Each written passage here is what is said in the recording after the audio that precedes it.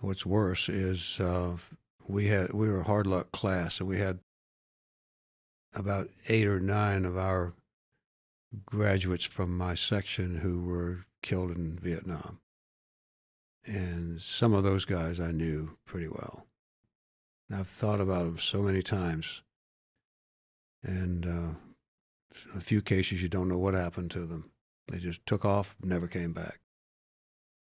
Were never found.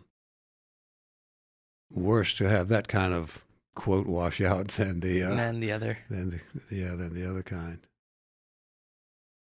So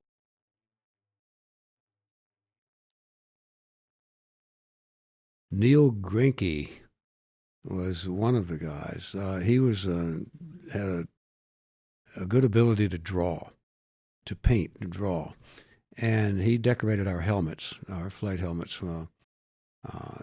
We flew 3 different airplanes: a T-41, which is a Cessna 172, and after that the T-37, and then the T-38. Well, the 37 and 38, they're jets with ejection seats, so you had helmets. And he would decorate our helmets. And our class was the Jolly Green Giant class.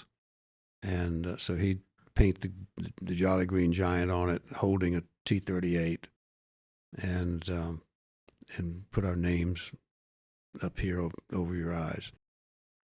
He was pretty good. And Neil was flying a C-7 in Vietnam, Caribou, and they dropped some paratroopers someplace. And they started taking ground fire, and so they ducked into a cloud.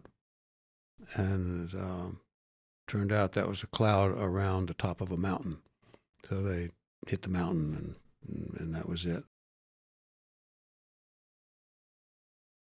Another guy, Mason was his last name, in Taiwan, he was flying C-130, same place I went in the C-130 later. And they had a runaway prop, uncontrollable power on the prop. And before they could shut the engine down, it was a training flight, and it had like 10 guys on board. Before they could shut the engine down, the asymmetrical power slow-rolled the aircraft, and they impacted upside down. And it wiped out everybody on the plane. And that was an accident. It wasn't due to enemy action.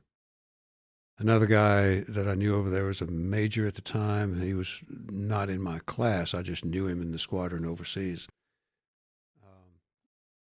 He on an airdrop mission one night, he took a lot of ground fire, and the airplane was on fire. It was streaming fuel out of all the tanks. There was a fire in the cargo compartment. Everybody on the airplane except for the aircraft commander was wounded from shrapnel. They had hydraulic failures and had to put the gear down manually. They had flight control failures. The airplane was a mess. And he brought it back to Saigon and landed it and got it on the ground.